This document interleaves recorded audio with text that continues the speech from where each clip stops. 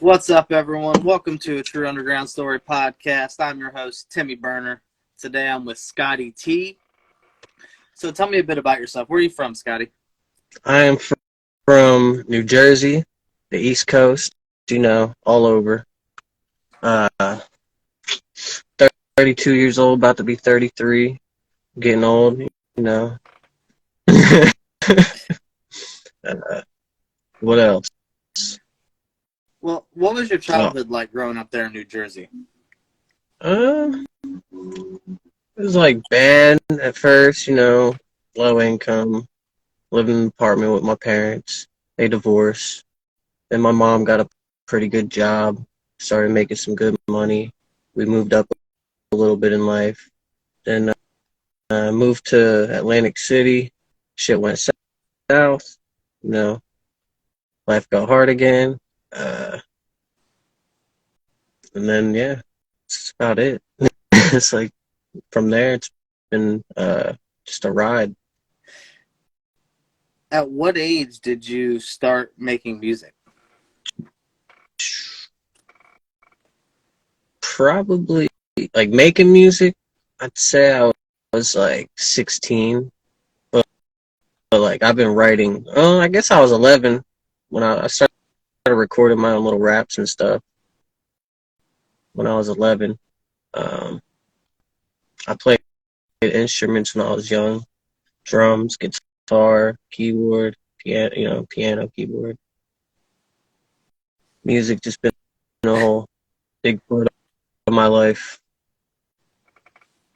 And then how long ago did you move to Ohio? Because you recently, just last year, moved back to New Jersey. You were staying here in Ohio for a bit. How long were you Yeah, here in Ohio? I was there from 2013 until April last year. So I've been here about a year now. What made you choose to go to Ohio? I was going through a rough time. I was on drugs really bad. I just got out of a detox program. I wanted to get clean and stay away from the people I was, hanging out with and stuff. So I moved out in the middle of the woods in Ohio, stayed clean for a while, you know. I always, I smoke weed and drink, so I guess I'm not really actually clean, but like I was doing some pretty hard shit. You're clean off the hard drugs. Yeah, yeah. How long did you face like that? I started messing with pills when I was like 16. It was on and off until I was 18, and 18 is when I started getting heavy into my drug use, and that lasted until I was like 23. So a good like 7 years. Hey, been clean for a while now then. Yeah, yeah. Going on 10 years in July. Got a whole decade under my belt almost. That's So huge. I'm pretty proud. Yeah, Pretty proud of that. that's something to be proud of, man. A lot of Yeah, people can't do it. yeah. What was some of the music you grew up listening to, other than the stuff that your mom or dad had you listening to, or the stuff that you kind of seeked out on your own? Um, I'd say it started. I think I said this the last time we had an interview, but you know that. But the Backstreet Boys, man. That's where it all started. I was like 7 years old, listening to the Backstreet Boys. I would go do karaoke and sing their songs karaoke and shit. Uh, and I was always into the East Coast hip hop scene, like Biggie, Big L, Jay-Z. I guess you, especially being like right there in New Jersey, like that whole East Coast hip hop was so dominant right there in New Yeah, York that, yeah. Especially in the 90s. yeah. And you had the East Coast, West Coast war and shit. So you said you started writing at an early age, and then you said for probably between either 11 or 16, you started making music. What made you decide to finally like start pursuing it fully? Well, after my whole run with the drugs and everything, I really just, it was kind of an escape for me. And then I realized, like, I'm pretty good. I should start pushing myself a little bit. And I did. I mean, things, they don't just get handed to you in the industry. You got to work for it, and you got to put a lot of money out. So, I mean, really, I'm still, pushing, you know? And now, you've been rapping and you sing, you're melodic, but you also make beats yourself. Yeah, that last song I made the beat. Okay. How long have you been producing now then? Good, like 2 years now, I'd say. Good 2 years? Yeah. And if an artist was trying to like get a hold of you for beats, would it be best to just reach out to you, or do you have like a website? Yeah, you can go straight up, I do have a BeatStars, but it's kind of outdated. But yeah, they can hit me up on Instagram, Facebook. Just hit me up. I give, deals. Just send me a Cash App. I'll send you the beat with a little license, or, the exclusive license. And that's it. Kind of make that part simple. You've got a lot of other friends that are artists themselves. So your friends that don't make music, what do they typically think about the music that you make, and what does your family think of the music that you make? My friends, they're like, oh, cool, you do that, whatever. There's a couple of them that support me pretty big, that will share my shit. Most of them, no, they just, a lot of my family, it's just, my mom's a big supporter of me. I got a couple aunts that, listen to every new drop that I drop. The rest of my family is like, wanna be thug. And like, they obviously don't listen to my music if they think I'm a wannabe thug. Like, right. They obviously never gave it a chance, but yeah, that's how that goes. Yeah. What artists would you say kind of influence your sound and style? Because you are versatile. You do, like I said earlier, you sing and you can rap.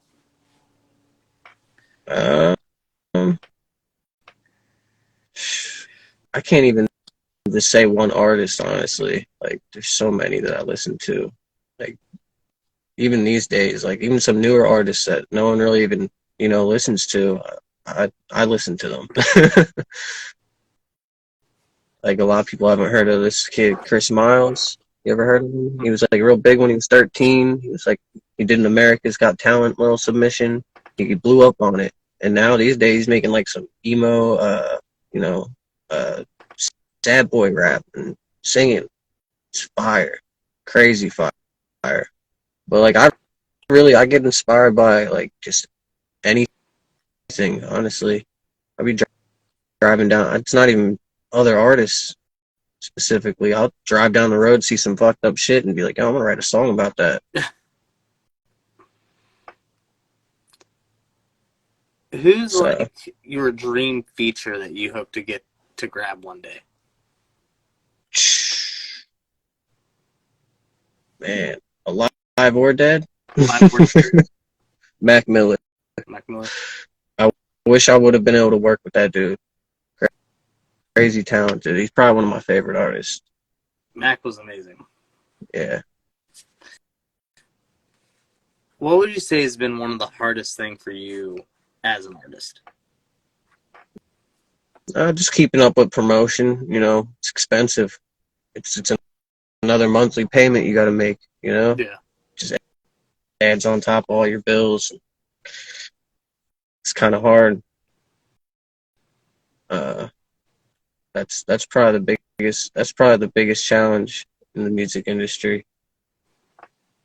Is just promotion, having the money to be able to promote yourself. It's a huge part and an expensive part. Yeah, definitely. To counter that, though, what would you say has probably been the most rewarding thing for you as an artist? The most rewarding thing is when I complete a song, and it sounds great.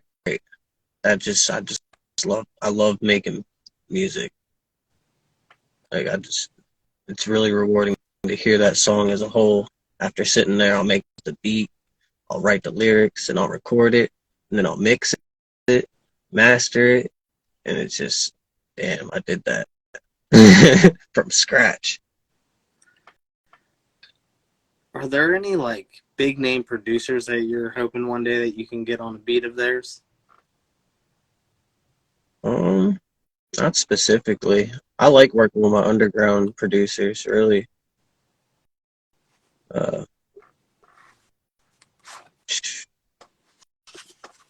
Maybe Kanye, you know? One of the best producers, that's for sure. Yeah, yeah. I'd say I'd definitely love to hop on a Kanye beat. If an artist wanted to reach out about getting a feature from you, what's about the average going rate for your feature prices? Right now, you send it to my email. I listen to it. It's fire.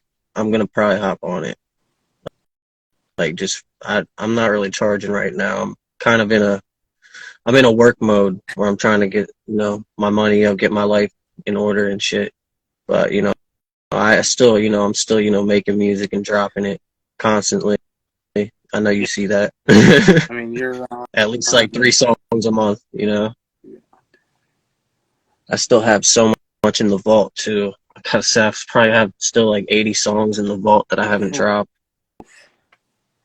I mean, there's people out there with thousands, so that really ain't shit. But I don't know.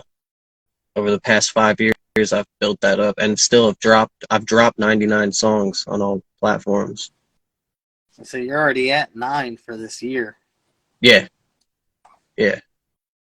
I think 11 actually, if you count the EP. Yeah, There's 3 songs in there. that's true. 12, something like that.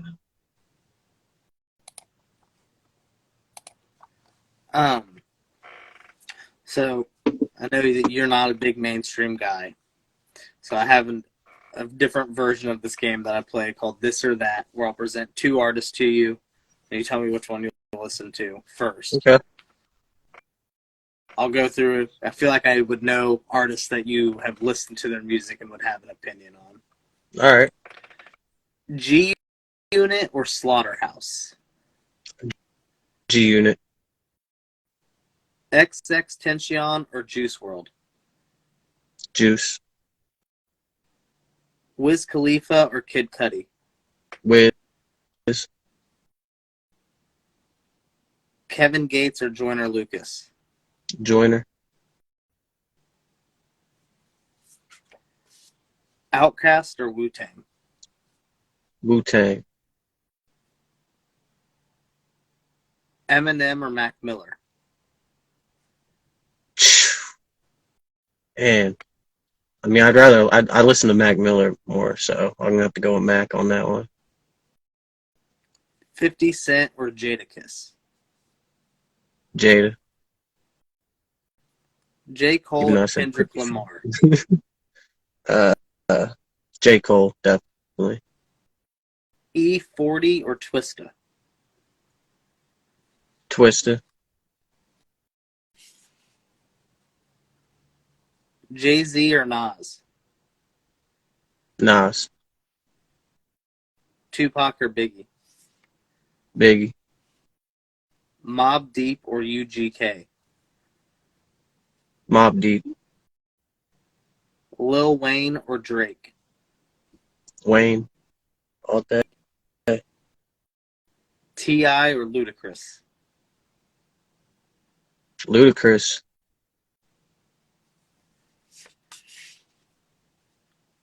Hobson or Dizzy Wright? That's a tough one too. I think I've listened to way more Dizzy Wright than Hobson though, so I'll go with Dizzy. Echo or Chris Webby? Who was the first one? Echo. Echo. Okay, I know who Echo is. I'd have to say Chris Webby only because I've only heard a few Echo songs. I know he's on the move though. Yeah. It's coming up. He's fire too. Big Sean or Joey Badass? Joey Badass. Logic or Token? Logic. Look, you're already done. Already done? Yep. Holy shit. That was quick. Yeah, because there's a lot of them on here that I'm like, I don't like, because I don't think you'd have an opinion on Nardo Wick or Pooh Shiesty. Yeah, I mean, I've heard Pooh Shiesty back in, shit, when was that? That was a while ago. He was popping like right around the same time as Jack Harlow started popping, Oh, and okay. then quickly got arrested shortly after his come up. Yeah.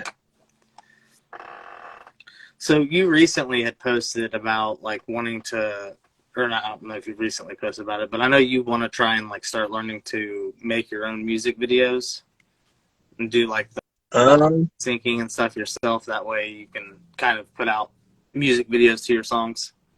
Yeah. No, I want to get like a iPhone 14 Plus or something. I mean, I have a camera, a DSLR camera, but it's just, I don't think it's good for video. So I kind of want to start. It's good for like still shot videos, like in studio recordings, all that type of shit. But I want to get like an iPhone 14 Plus and start shooting iPhone videos. That's how all my music videos are. They're all shot on iPhones. That's true underground stuff right there. Yeah, it's dope. Now, shortly after you moved back to New Jersey, you and another artist, Donnie Diamondz, were on like the New Jersey Pier rapping your guys' songs. Oh, on the boardwalk. Yeah. Yeah, there was a guy like, oh, anybody want to come, tell jokes or, do something, sing? And I was like, Donnie, get up there. I didn't get up there. I let Donnie have that opportunity because he's never been in New Jersey before and he's never been on the boardwalk. Figured let him get his name out here. And yeah, he killed that shit too. That was fun. Are you trying to like get out and try and get to some live shows this year? Yes, and like I hope I can get it on at least one show this year because I like to brush up on my performance skills. But right now I'm really focusing on stacking my bread, and I honestly wanna move back to Ohio. I gave it a shot here for a year, and it's just grass ain't always greener on the other side. That's true. Probably doesn't help too because you made so many like musical connections here in Ohio. Yeah, and it's hard to find people out here. Like, I mean, I get random artists that get in my car for Uber and Lyft, but I get them on Instagram and they don't respond to me. They don't. It's like, oh, I'm trying to help you. I'm trying to throw you some beats because we're from the same state. Let's work together. No, they just, I don't know. It's almost like they're intimidated. Yeah, that doesn't make much sense to. It doesn't. It's weird. Some artists are just weird like that. What would you say is your idea of making it in the music industry? Yo, just living comfortably, make enough money off of it to live comfortably. You ain't stressing about bills. Just, yeah. When fame ain't really, it's not all what it's cut out to be. For real. If you think about it, you're followed around by paparazzi all the time. It's got to be stressful. It's gotta be like. I mean, it'd be a cool feeling at first, but I just feel like it would get old after a while. Yeah, I agree. Like, it'd be cool, but I'd get annoyed real quickly by a bunch of paparazzi and shit. No, I wouldn't mind having like a cool little local name. People know me as an artist, or I live locally, but and maybe some outskirts states. But I would never want. I don't know. Wouldn't want to be like globally known, and followed around by people, and people taking pictures of me when I'm eating and shit. Like, so uncomfortable. Yeah. What would be some advice you would give younger you or a younger kid wanting to pursue making music? Just work hard at it. Just work, man. It's, it's like it's so hard out here now. The industry's a tough place to make it. And have the if you have the shit you need to get it done, do it. Don't hesitate. Hesitation will kill you in this industry. Yeah. What would be some change you want to see there in your community in New Jersey or even back here in Ohio? All right, New Jersey, and definitely the pollution, like just litter, pollution, just nasty, bro. Like clean up these damn streets. Like there's trash just caked up against fences and shit. Like it's bad. And potholes, man. What the fuck? Pave the streets. Fucking my car up. Up everyone's cars. Yeah. You had a pretty good year last year, streaming number wise, on your Spotify Wrapped. It's like 25K or something like that. Yeah, I mean that's really good, man. Yeah. 12,000 listeners. I've been getting around like somewhere a little over 100 plays a week. It adds up over the year. I randomly get added on like just random playlists to like just random people add me on playlists, and I see the playlist I'm like, who is that? It's cool. Know this person, but thank you. Yeah, Spotify for artists is a great tool. I mean, yeah, it tells you like everything you need to know. Yeah. Really good tool. So, how did you and Dope Donnie end up meeting? Or not Dope Donnie, Donnie Diamondz end up meeting? It was a music review, the Only Noise music review. And after one of them, he hit me up, video chatting, just clicked like that. Cool people, you know. And we started linking up, doing shows together. He came to New Jersey. I went to Boston. We hung out in Boston. That's where I got this hat. Went to the Cheers bar. That's fire. Yeah. So, you haven't released an album in quite some time. Have you just like kind of decided to stop doing albums and like full length EPs and just kind of sticking to the singles and 3-track EPs? I want to make an album. I just got to find the time. Like, I got to know that I have the time where I can sit down and like put it together right. I definitely want to do another album though. So that Late Night Sessions 2 EP is fire. Yeah. I want to do a third one, but I gotta get a new studio so I can have my late night sessions again. So one of my favorite first songs I even ever heard of yours that I was a quick fan of was your song Self-Inflicted Wounds. What was the creative process behind that track?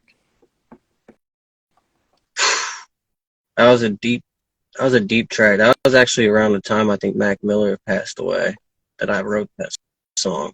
It's pretty much just about, drug use and how it's really fucking up the world. Like people dying left and right. Yeah. It's really nothing to play with. It's literally playing with fire. And, just trying to reach out to people, give them a little peace of mind of what it was like for me. And, I actually just wrote another song like 2 days ago. I wrote and recorded a whole song. It's called Wasted. It's like, from the view of someone who just gave up on life and is just an addict and wants to die pretty much. It's a really deep song, but it's fire. I think it's one of my best songs I've done. I'll have to send it to you on the low. Oh yeah, for sure. And then you released a lot of singles since Late Night Sessions too.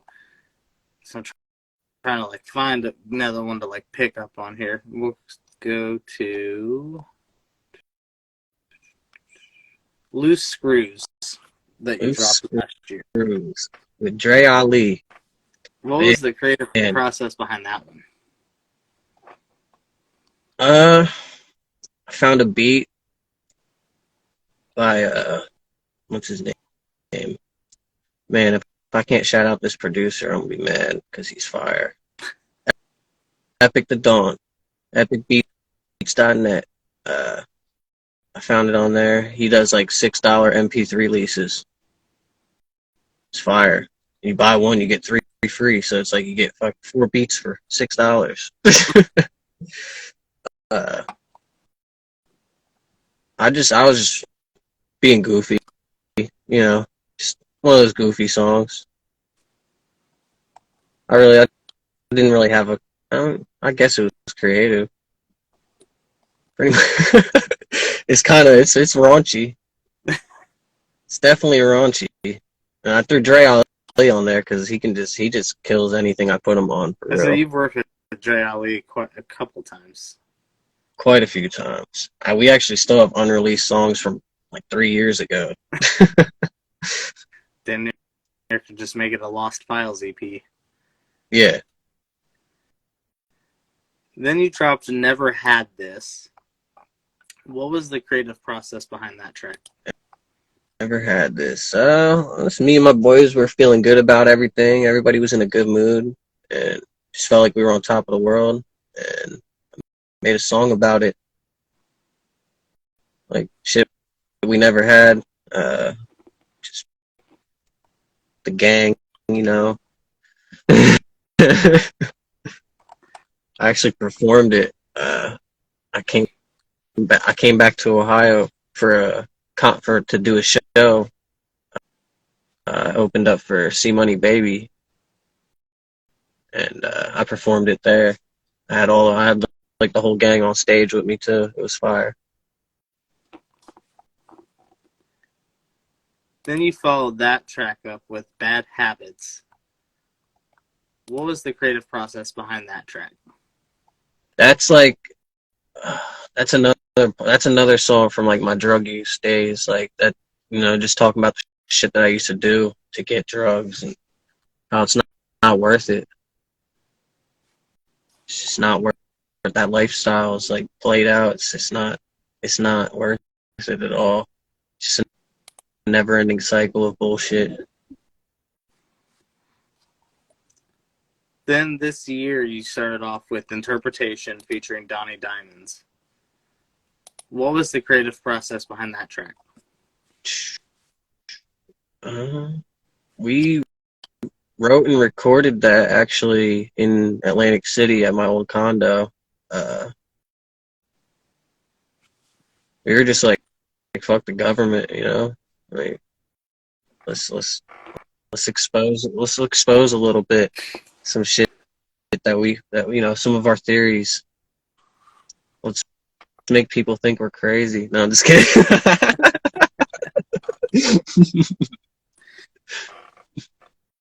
Where would you put, trying to think, like anti-government music, like Rage Against the Machine and stuff? How often did you kind of listen to those artists growing up? I used to listen to a little bit of Rage Against the Machine. I wouldn't say I listened to a lot of that like conspiracy theorist type music. Like I'm not a huge fan, and a lot of it's corny, like to rap about. That's fair. Yeah, so I don't go too deep in on that subject. You dropped Not Sure and Way I Cope. What were the creative process behind those tracks? Not sure. Just a lot of shady people in my life that I thought were cool and ended up being douchebags or just betrayed me. And then way I cope, you know, I smoke and I drink to cope. Like if I'm having a bad day, I crack open a bottle and I roll up a blunt and get faded. And then I put B Pletch on there because I know he likes to smoke and drink a little bit too. So just, his vocals are cool as hell too. So I threw him on that track. And then you dropped the Lost in a Rearview 3-track EP with Lost, Rearview, and Mirror. What was the creative process behind this EP? Oh, I was in a bad place at that time. I actually I did that whole thing in Ohio. I wrote and recorded that while I was still in Ohio, going through a lot of things. I just felt lost. And, went from there and it became Lost in a Rearview Mirror. I think some of my favorite music from you are the songs that are like that, where it's like you expressing your emotion or like your battles. Yeah. You're good at conveying your emotions in the songs. Appreciate it. Then you dropped this banger, FML. What was the creative process behind that track? I was going through a rough breakup. Just I don't know, I was drunk one night, pissed off at this chick, and just poured some shit on a track for real. A lot of it wasn't even written. I kind of just punched in. It's one of those drunk creative nights, Drunk in the studio and just making... I wasn't even in a studio. I was literally I was sleeping on a cot, and I had my computer hooked up to a TV with my speakers and my microphone just sitting on some books. Like, I had a little ghetto setup when I made that. I slept right next to like my TV and everything. Wake up, make some music, and then go to work. And then you released One Shot. What was the creative process behind that track? That was after the breakup. Or actually right before. Because I think I wrote that hook a long time ago, and then I just used, like, for the verses, I just wrote some shit that I was really going through recently, like 3 months ago, actually, I think it was. You got that out quick. Yeah. Then you dropped Falling. Falling. It's another one I wrote and recorded a while ago when I was going through like some emotional stuff, depression, and And then that brings us to your most recent release, Lie to Me, featuring Cash Crazy. What was the creative process behind this, and how did you go about linking up with Cash Crazy? This is actually, now that I think about it, that's an album single. So I actually do have an album coming. I just forgot, man. Like, my dude, he's locked up for 3 years. We made a whole project while I was still in Ohio, and I'm in the process of still mixing and, getting everything sounding right. But that song was done, and I was like, I'm going to drop this, and then drop the album this summer sometime. I'll figure it out. But that song in particular, man, we were both just going through, breakups, I think, and just toxic females, and made a song about it.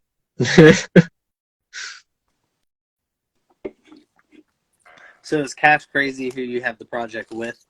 Yeah. Every song is me and him on it. How did you two end up linking up?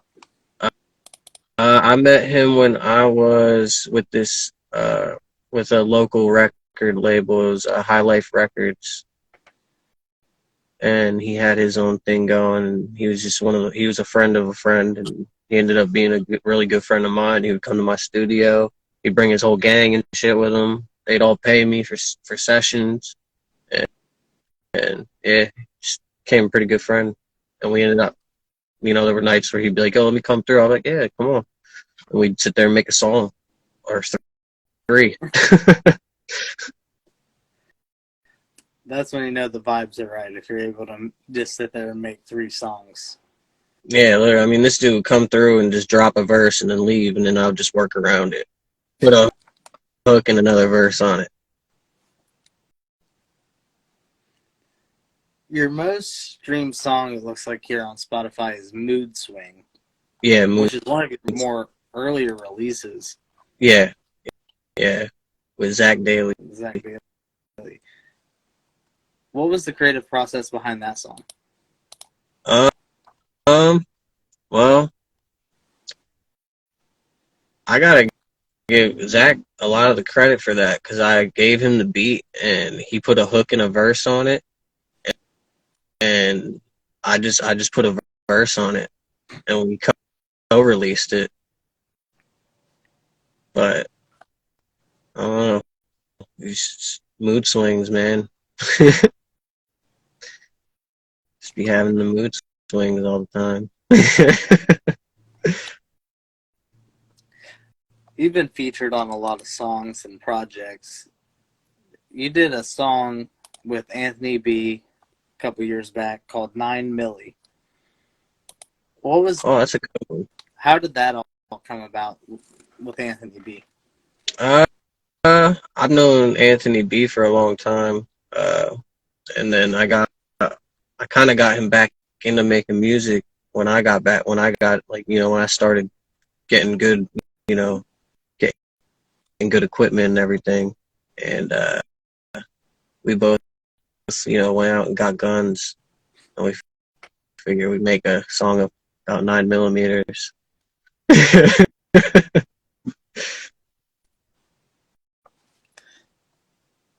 And then you are featured on 2 songs with J Prime. He had the song Whisper and then a song with Stevie Stone, if I remember correctly.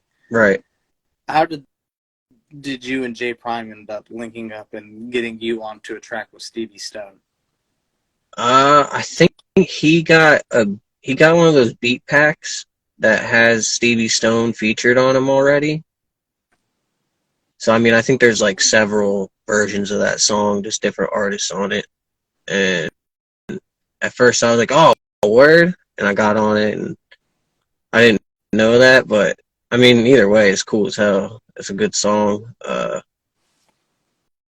Yeah, that's how that happened. Yeah. And then what about the song Whisper that you guys did together? That song was fire. I like that song a lot. Uh, that's one he just had, I guess. He sent me the stems. I mixed it. There was an open on it, and I just did my thing. Just wrote a verse, recorded it, mixed it. Sounded great. Told him drop that shit. And then you're also featured on a song with Mile J, Through the Mud, with Donnie Diamondz. How did you 3 all end up linking up on this track? All right. Mile J came to my studio, and me and him created a hook for that song and recorded it there and everything. Then one night, I decided to do some acid, and I recorded the verse while I was on acid. And that was a fun experience because I didn't think I was going to be able to do it, but I did it. Yeah. I think Donnie was on the phone with me the whole time I did it. He was tripping too. He had like a phone trip. It was fun, man. It was fun. That was a fun song. And then I sent it back to Mile J after I did that, and he threw a verse on it. Donnie recorded his verse later on it. And yeah, it all just came together pretty dope. So it shows that you're featured on an EP, by a person named Marina the Squire? No, that's something that got mixed up in the system. Okay, that's what I was wondering, because I was like, doesn't seem like the type of song he'd get on. It's like Jamaican music, right? Yeah. Yeah. No, I there's a Scotty T out there that's a Jamaican artist, so watch out for him. I'm gonna get a feature from him. Scotty T featuring Scotty T. Now, are you on a song with a person named OG Greasy? Yeah, I think I did a hook for him a while back for one of his albums. I think it's called like 80s Baby. Yeah. Yeah. I think I mixed that song too. How did you two end up linking up? He hit me up on Facebook, asking like how much I charge for mixing and everything, and then, I told him, yeah, I do hooks and stuff, and I do a verse, and he told me he wanted a hook or someone was singing. And I was like, all right, I got you. He sent me the beat, sent me the verses. I had to work around the verses, but yeah, that was pretty cool. I remember right. So, do you still submit music to the Only Noise live stream? Yeah. Whenever he goes live, I'm not sure if he's done it in a while. It's probably been a month. Let's see. Yeah, March 28th was the last time that you shared it. Yeah. Like I said, it's probably been like a month since he's been on there. How did you and B Pletch end up linking up? It was through High Life Records, like when I think he first started too, and we did a show together in Bellefontaine, Ohio. We were cool. Like we didn't hang out all the time, and then yeah. So I met him through like just going to shows, and I started recording him at my studio too, and sending his stems out to his engineer at the time, and then I slowly became his engineer. So I mix all B Pletch music. Hey, that's how you do it, though. You get in there. Yeah. I'm about to tag you in the post because I know you do like the open verse challenges sometimes, and this is by a producer that's doing one. Bet. It's Kato, the producer. Kato. I've seen a few of those actually. Yeah, he does a lot of like TikTok and Instagram reel videos and stuff. Yeah, I think the one with his bodyguard, his banjo playing bodyguard or something. I think so. Yeah. Yeah. All right. Do you got anything you want to plug that's coming up? I don't have a way to play it. Oh no, just if you have like a release date set. I don't have any release dates yet, but definitely something next month. I might drop that Wasted song, maybe like the second week of next month sometime. You got a lot of music that you can drop. Yeah. I always drop the newest ones. I don't know why. It's like I go back and listen to the old ones, and I listen to the new ones. I'm like, I'm gonna drop the new one.